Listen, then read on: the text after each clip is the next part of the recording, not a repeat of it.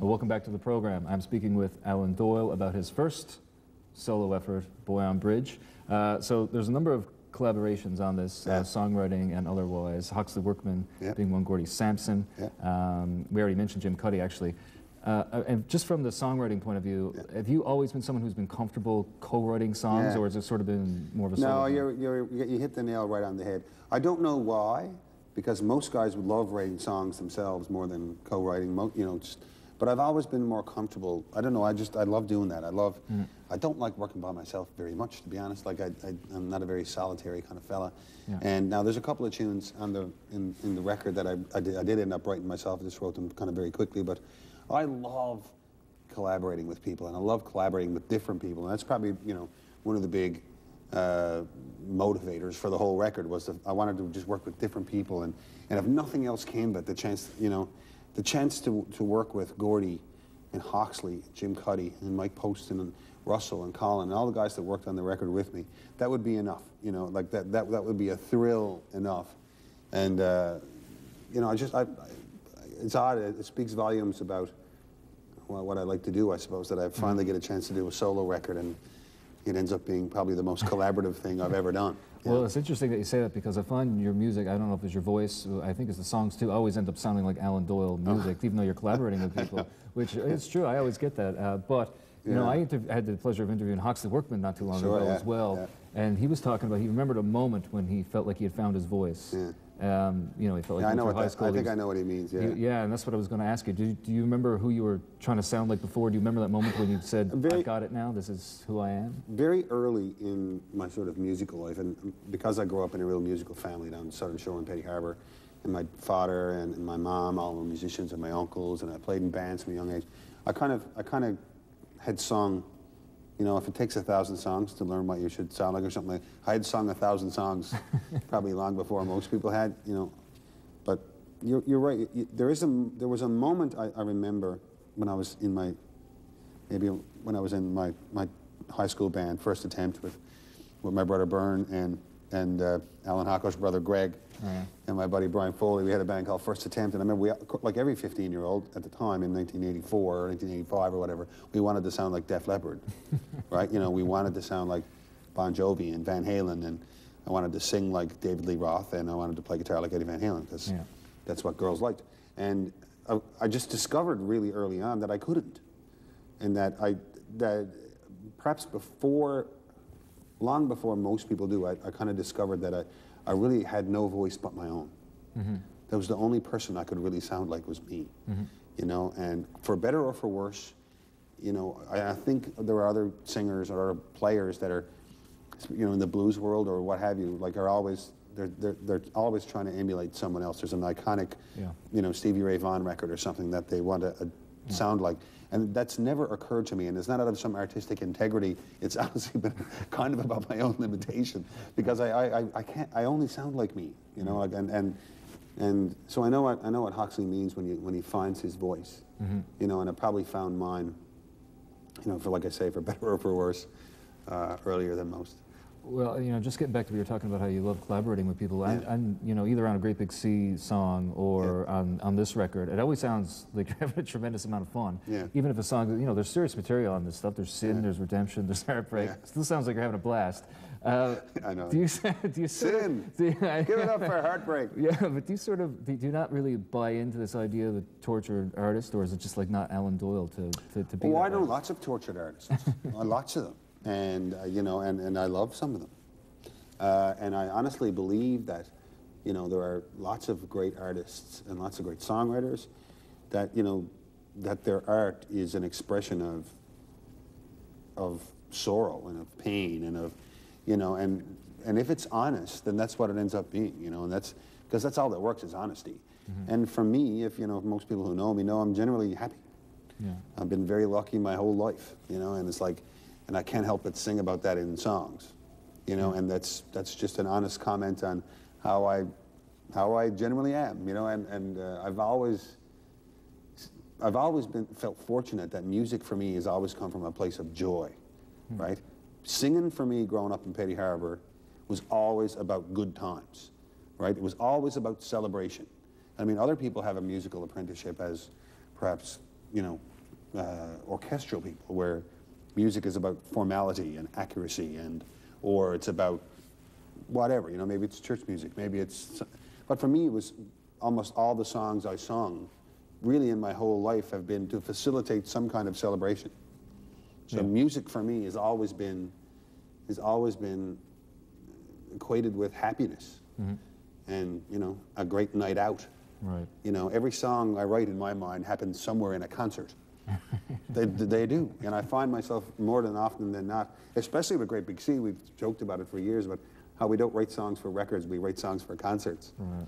You know? Yeah, well, I mean, the band itself is amazing. It seems like you've been on the top of your game for quite a long time, and the three of you doing individual projects that are impressive as well. But as your career matures, like, what kind of fears do you have as you feel your career maturing? It's a good question. My biggest fear, of course, is, you know, showing up to sing some night and no one's there. You know, because I did that lots. You know, and that's my biggest fear. My biggest fear is, you know, the day that no one wants to listen anymore. And I think that's true for 99% of musicians. You know, and that's kind of the end of the story. You know, it's like we've been lucky enough, especially in Great Big Sea, to have such a dedicated following who've let us wander through different incarnations of our own music and you know, and to redefine the band a few different times if we wanted to. But we've just been very fortunate to have a dedicated fan base over the years that have always treated us so well. And I know I can definitely speak for Sean and Bob when I say, like, how grateful we are to have been given this life, you know, really, because it's getting there. If it's not a life, it's getting there. You know? We've been talking about sort of the you know, the rock and roll in this country part of the album, but I don't want to throw people off because there's actually quite a bit of different types of music on it, and it ends with a really lovely ballad sung a cappella about a theme a lot of people recognize, leaving Newfoundland and grieving over it, and you kind of get the impression that you're back on that bridge when you listen to it that we started talking about. That song's called Where I Belong, and I wrote it with Russell, myself and Russell Crowe. Russell's first visit here was, I keep forgetting what year, but it was like 2004, 2005, and it was not long after he had spent a pile of time in Toronto, where we met first, doing the Cinderella Man movie. And he came to Newfoundland, and he's, you know, just chatting about it, and we all played at O'Reilly's at that sort of famous night downtown, and, you know, he's been here a couple of times since, of course, but that was his first time, and I remember just chatting to him about it, you know, during the tail end of his visit. He said, my first impressions of the place are, you know, having spent a pile of time in Toronto and in Winnipeg and different parts, he said, of Canada, and he said, the first day I stepped off the plane in St. John's, I felt like I was in a new place. I felt like I wasn't in the same place I just spent 6 months. Like, this is a different place, a different country, a different identity, you know. And he, you know, we'd talked many times about stuff we'd like to write songs about, and I explained I'd always wanted to write a song about the, you know, the exportation of people out of Newfoundland, but I was really nervous about it because it's been written about a lot. Yeah. So very quickly we wrote this song called Where I Belong, and, you know, it's just a great thrill to be able to, you know, to write a song like that with a good friend. Oh man, it was a great record. Congratulations. Hey, thanks very much, for coming in. Thanks for having me. We're actually going to watch the video now for I've Seen a Little, but it ain't enough. Thanks very much for having me. It's coming right Thanks, up. everybody.